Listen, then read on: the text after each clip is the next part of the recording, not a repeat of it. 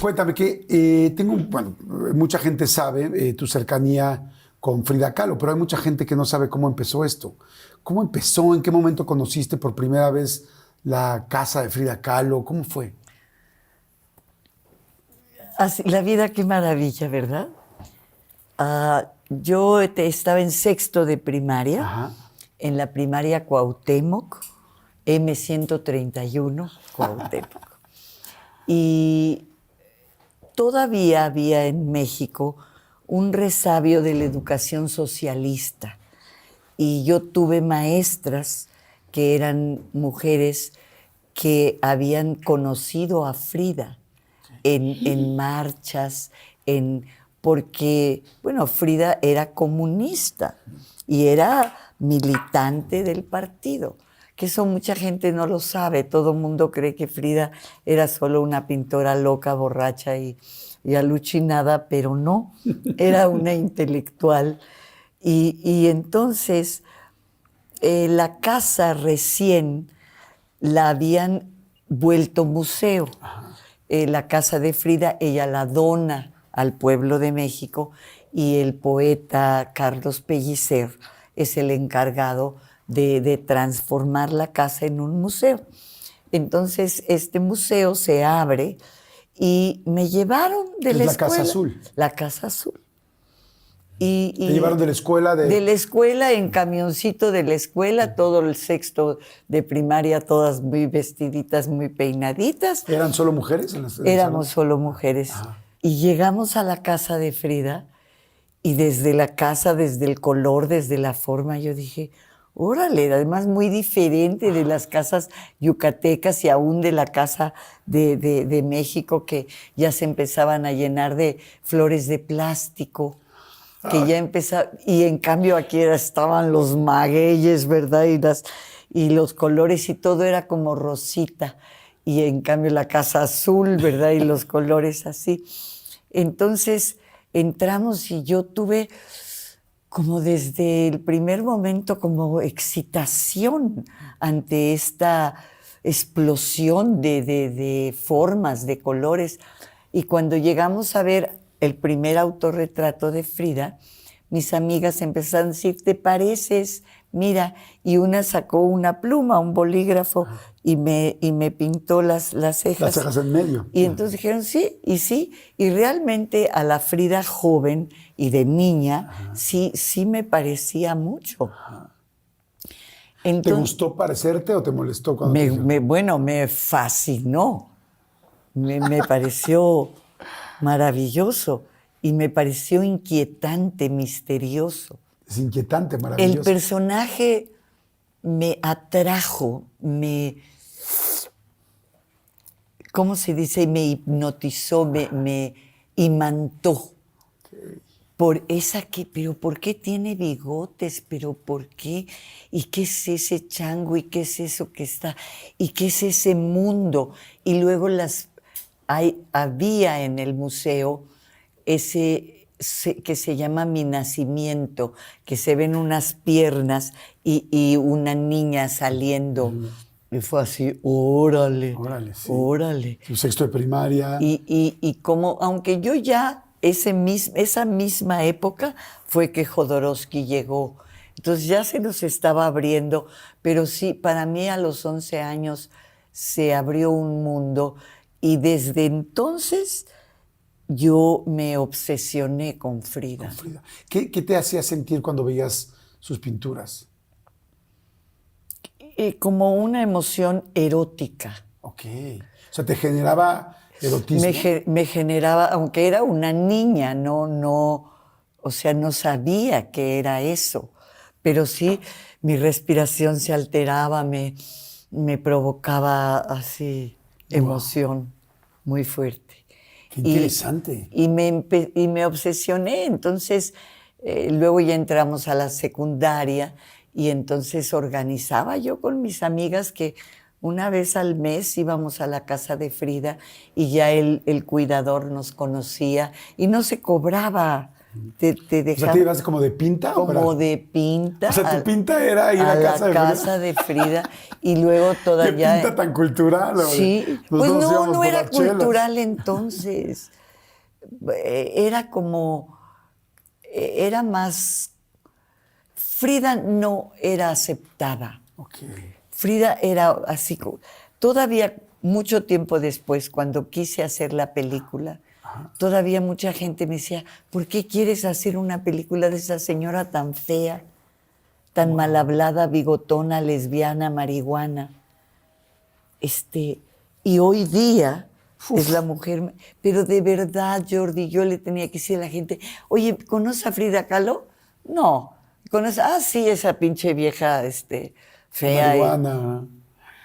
Wow, pero fíjate qué interesante es o sea, tú desde el principio, inclusive tus emociones recibieron todo lo que ella había generado, que hoy, pues bueno, hoy es pues, una de las pintoras más importantes del mundo, o sea, definitivamente, ¿no? Y desconocida aún, fíjate, porque todo mundo ve eso, pero poca gente ha leído su diario, ha leído sus cartas. ¿Tú tenías acceso a eso? Yo no tuve acceso a su diario porque estaba abierto en una sola página y fue hasta los 80 cuando lo... No es cierto, la película la hicimos en el 85 y todavía no se había podido abrir el diario. Se abrió mucho después, pero yo había tenido acceso a sus cartas. ¿Cómo crees? Sí, sí. ¿Quién te prestaba ahí en la casa? Raquel Tibol. Raquel Tibol hizo un compendio de las cartas de Frida. Entonces yo las leí y ya cuando hicimos la película, cuando finalmente Paul Leduc dijo, sí, Frida, ¿verdad? Y entonces era poco la información, pero tuvimos este libro que se llama Memoria y Razón de Diego Rivera, que escribió una mujer cubana, Loló de la Torriente, mamá de Xóchitl Vivó, que fue mi costurera de teatro. Entonces Xóchitl había vivido en casa de Frida. Wow. Y Xóchitl vio una Frida que tengo el privilegio de haber conocido, esa Frida íntima. Porque todos vemos a Frida aquí con las flores y así, pero Frida era una mujer con un sufrimiento, un dolor, una soledad y un sentimiento de abandono de Diego que era casi increíble de creer, ¿no? Ella tan fuerte, tan dominante, pero era una mujer que sufría mucho y el dolor era la permanente en su vida. No, bueno, y digo, ahora lo dices, inmediatamente hago relación pues, con la obra y con las pinturas, y dices, pues sí, o sea, se ve dolor, o sea, se siente el dolor en Todo esto era, toda esta parafernalia era para que se le olvidara el dolor. Wow. Oye, y tengo entendido que cuando levantas y tienes la oportunidad, muchos años después, o no sé si qué tantos, pero años después, para poder levantar el proyecto, hacer la película de Frida Naturaleza Viva, que ya me los dijiste, te costó muchísimo trabajo, nadie confiaba, finalmente confían. Finalmente Manolo Barbachano, yucateco también, tiene la astucia de decir esto. Manolo era un hombre muy inteligente y muy yucateco, ¿verdad? Muy, como el cultivador, ¿verdad? Muy, muy cultivador. Entonces Manolo sí se da cuenta y dice, esto puede ser algo muy importante. Pero Manolo pone solamente el dinero de la película y la renta de las cámaras y los focos. Porque Ángel Godet, el fotógrafo, trabajó gratis. Alejandro Luna, que hizo la escenografía, también. Tu servidora, el que hizo de Diego, que fue Juan José Gurrola, el editor, los principales no cobramos. Sí. No solo no cobramos, sino llevábamos nuestras tortas, no había lunch así. Como que, o sea, no había, bueno, No, Manolo, no había comida, menú, un día, catering, como decimos. una noche así que estábamos grabando a las 4 de la mañana, filmando. Me dice, ay, Linda, ¿cómo estás? Le digo, ay, tengo mucha hambre, Manolo.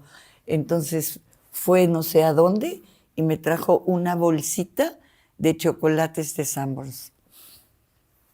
Guau. ¡Wow! O sea, teníamos que llevar nosotros todo lo que está en la película fue prestado. Eso te iba a preguntar, ¿qué pudiste utilizar real de Frida? Estoy acostada en su cama. ¿Cómo crees? En la película. La cama que tiene... Es la de Frida. A nadie le importaba, Jordi. No lo puedo... A ver, dime una cosa. Y una vez que te acuestas en esta cama, No, hombre.